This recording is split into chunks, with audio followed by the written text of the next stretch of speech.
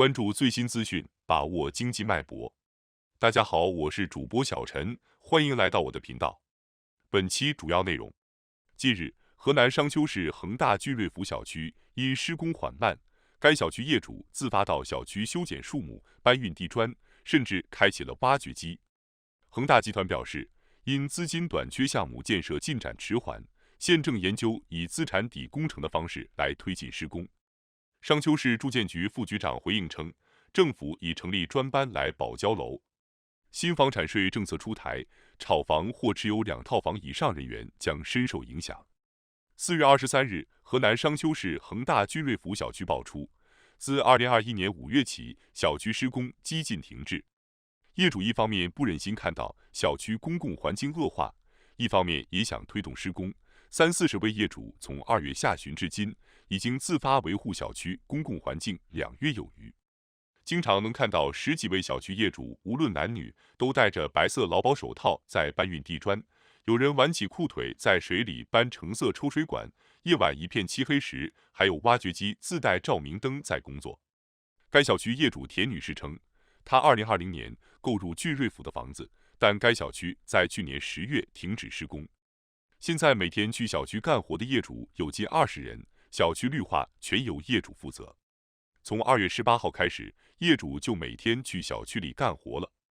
有业主发现，小区人工湖的水正在往地下车库渗，还会自发组织人员带上设备去抽水。最初，业主们到小区只是给树木剪枝、浇水、清扫落叶。后来，有在园林部门上班的业主主动承担起了这部分工作，还给树木打起了营养针。接着，施工方反映小区大门口的树影响施工，业主联系开发商将16棵银杏树整体拔除。有业主表示，业主搬砖是因为施工方挖地下车库时，要先将地面已经铺好的大理石砖揭掉。业主们听闻就先出动40多人，购置专业工具接砖。但这些大理石砖堆在空地上，有人骑着3轮车来偷运，不得已业主们又花了4天时间把砖块转移到室内。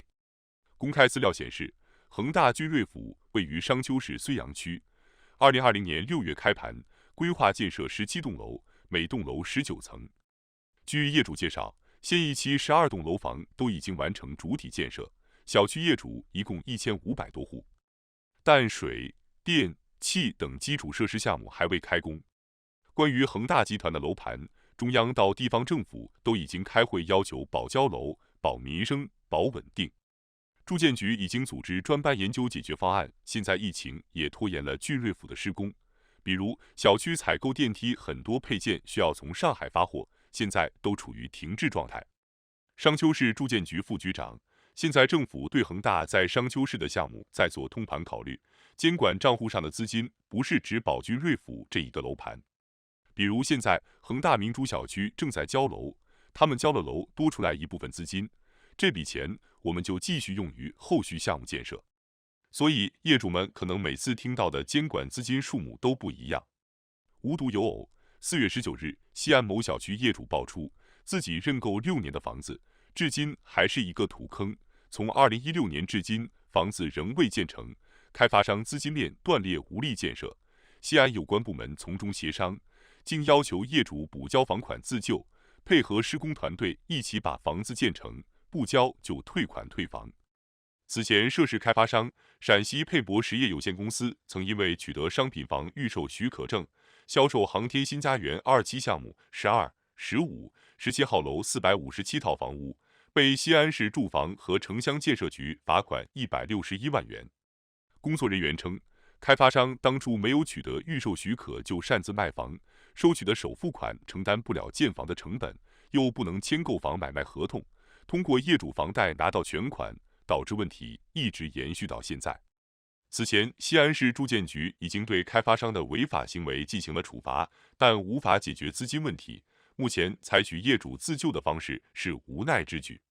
他表示，西安市住建局也会对业主交纳的资金进行监督，要求全部用于房屋建设。如果业主无法支付房款，也可以和开发商协商退款，但赔偿事宜要以双方协商为准。如果协商不一致，建议业主通过法律途径维护自己的权益。有相关律师表示，开发商如果违约或存在过错，导致不能签正式商品房买卖合同，购房者可以要求开发商赔偿违约金。但是房价上涨带来的损失属于间接损失，在没有约定的情况下，按照房价上涨幅度来赔偿的要求没有明确法律依据。对于于先生等购房者面临的情况，可以向法院起诉来主张权利。认购协议属于预约合同，只要代表双方的真实意愿，也同样具有法律效力。虽然认购协议上没有注明明确交房时间，但开发商曾在2017年7月1日作出保证施工进度的答复，并承诺交房日期，可从侧面就交房日期进行取证。购房者可以要求两方面赔偿：一是延迟交房的违约金，可按照购房总金额1/1000或5%来计算每日违约金；二是可主张赔偿延迟交房对购房者再次购房造成的影响。业主可搜索同等地段小区购买时的价格，以及此后每年上涨的价格，向法官清楚地呈现房价上涨过程，基于房价上涨所造成的损失，要求开发商进行赔偿。倾尽所有资产买房的人陷入烂尾楼，而最近大量买房的人就不太好过了。前段时间，财政部在北京进行了一场房地产税务方面的重大会议。这次会议的召开，无疑是在讨论房产税政策的出台。近些年来，大陆周期性对房地产行业进行了不小的调整，但是因为房地产行业资金太过于庞大，虽然部分地区房地产泡沫很严重，但在现阶段却还是很多地区的主要支柱产业，并且整体调整房地产还会给普通人民带来不少的影响，所以这也是迟迟没有出台更多明确政策的主要原因。早在2016年，财政部部长楼继伟就提出了房产税改革应该尽早开始。然而，到现在已经2022年了，房产税政策还没有切实推行。不过，最近的新进展让很多专家大胆预测，全新的房产税政策将会在“十四五”期间出台。对于新政策的出台影响最为巨大的还是炒房人员。炒房人的出现对于房地产行业来说是不健康的存在。这些炒房人拥有多套房产，城市住房大多数都掌握在他们手中，也就造成了当下的房价居高不下。这些人通过炒房出租，将房价维持在一个很高的水平，对于普通人来说难以负担其价格。他们在利用租房买房获得的收益，继续购置住房进行炒房，这就让城市的住房资源分配完全失去平衡。炒房人会变得越来越有钱，房价也会越来越高，但普通人就会越发难以购置住房。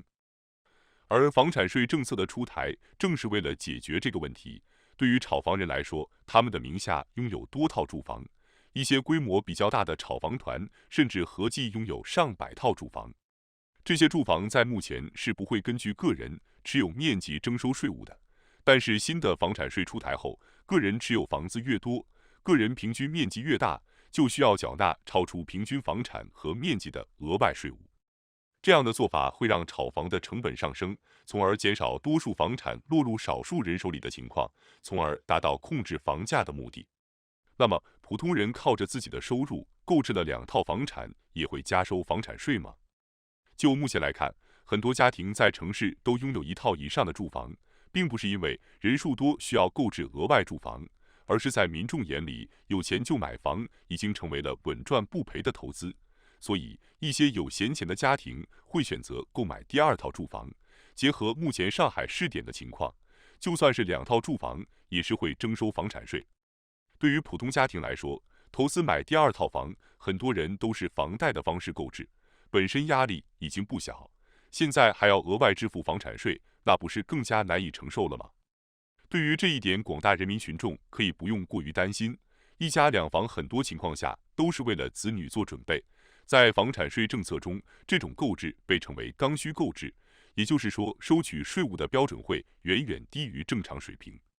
新房产税也是通过阶梯型增长的方式来收取，一家3口以120平为标准，超过的部分阶梯递增房产税。当个人房产面积达到1000平时，达到最高收取标准，即房产总值的1.2%。对于大陆提出的这个标准，在世界范围内还算是比较低的水平。其他国家的房产税率一般都在1%到3%之间，而大陆普通住户基本上不会超过1%。总体来说，房产税的征收对于普通家庭来说是一个好消息。这项政策的出台可以帮助很多家庭减轻购房的负担。但是对于投资房产事业的人来说，就不是什么讨人喜的消息了。对于这类投资者，建议是提前做好打算，进行健康合理的投资。感谢收看本期视频，您对本期内容有什么看法呢？欢迎在下方留言讨论，欢迎订阅并分享，我们下期见。